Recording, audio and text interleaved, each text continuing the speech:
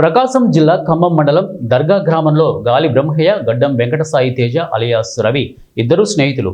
వారిద్దరూ కలిసి తిరుగుతూ ఉండేవారు. ఇటీవల కాలంలో ముద్దాయి రవి అదే గ్రామంలో ఒక అమ్మాయిని ఇష్టపడగా ప్రేమించిన అమ్మాయికి తన గురించి బ్రహ్మయ్య చెడుగా చెప్పాడని, వారి ప్రేమకు చెడగొట్టినట్లు, అంతేకాకుండా గ్రామంలో తనపై చెడుగా ప్రచారం చేసి అవమానం పరిచినట్లు రవి తీవ్రంగా కలత చెందాడు.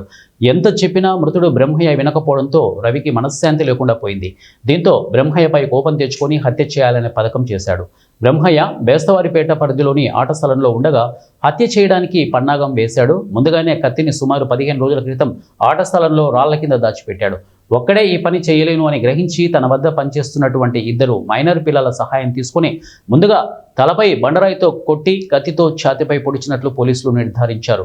అనంతరం హత్య జరిగిన సంఘటనా స్థలం నుంచి సుమారు 100 అడుగుల దూరంలో మృతదేహాన్ని కంపచెట్లలో పడేసి పెట్రోల్ పోసి నిప్పు పెట్టారు. సంఘటనా స్థలానికి చేరుకున్న క్లూస్ టీం, డాగ్ స్క్వాడ్ మరియు పోలీసులు సుమారు 10 గంటల పాటు శ్రమించి సాక్ష్యాలను సేకరించి పోస్టుమార్టం నిమిత్తం ఖమ్మం ప్రభుత్వ హాస్పిటల్లో మృతదేహాన్ని తరలించారు. నిందితులను సోమవారం ఉదయం కృష్ణాపురం రైల్వే గేట్ సమీపంలో అదుపులోకి తీసుకున్నారు. మార్కాపురం డీఎస్పీ నాగరాజు మీడియా సమావేశంలో పూర్తి వివరాలు సోమవారం వెల్లడించారు. ముద్దాయిలను కోర్టులో హాజరుపరుస్తున్నట్లు మీడియా ముఖంగా తెలిపారు. డిసీజ్ మోటార్ సైకిల్ ఉంటే మోటార్ సైకిల్ బట్టి జనం వస్తారని, వాడిదేదో గుర్తుపట్టకుండా ఉంటాడని, ఈ కేసుని మరింత సంక్లిష్టం చేసి పోలీసుని ఇబ్బంది పెట్టడానికి ఈ బండిని తీసుకెళ్లి ఎక్కడైనా దాచిపెట్టమని చెప్పడం జరిగింది. ఈ జూనియర్స్ ఇద్దరు ఈ బండిని ఖమ్మం తీసుకొచ్చారు. ఖమ్మం తీసుకొచ్చి మళ్ళా పొద్దున్నే శవం దొరికి ఐడెంటిఫై అయిందని రాగానే మళ్ళా వాడు నిద్రపోకుండా లేదు లేదు ఇది వాడు తాగే ప్లేస్ ఇంకోటి ఉంది ఓపెన్ ప్లేస్ అని చెప్పి మనం ఎప్పుడైతే మోటార్ సైకిల్ చూసామో ఈ పక్కన అక్కడ తీసుకుపోయి 6 గంటలప్పుడు బండి పెట్టి, సో సందర్భం కానీ సీన్ కానీ ఇక్కడ కాదు, ఇక్కడ ఏదో జరిగింది అనేది ఒక క్రియేట్ చేయడం కోసం ఆ విధంగా తప్పుదారి పట్టించడం జరిగింది.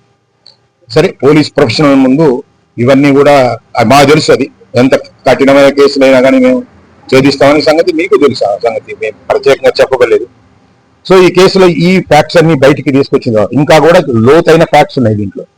ఎలా ముద్దాయి దొరికిపోయాడు మాకు అనే దానికి చాలా కారణాలు ఉన్నాయి. అవన్నీ కూడా నేను మీకు ఎక్స్ప్లెయిన్ చేయను, కానీ మేమంతా కూడా అసర్టైన్ చేస్తుంటే దీనికి ప్యారలల్ గా ఒక కుట్ర జరిగింది.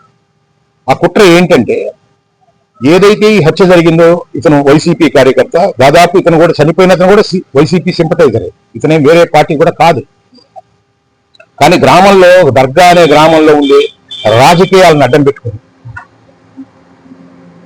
దీనిలో రాజకీయ కోణం ఉంది.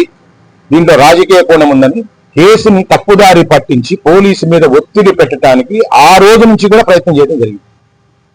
అది ఎంత దూరం ప్రయాణం చేసిందంటే, అక్కడ ఒక ప్రతిపక్ష నాయకుడు ఇంటి మీద పడి ఇల్లంతా పగలగొట్టి నువ్వే దొంగ అని చెప్పేసి నువ్వే అని చెప్పి అక్కడ వాళ్ళకి సంబంధించిన ఇతర వ్యక్తుల దగ్గర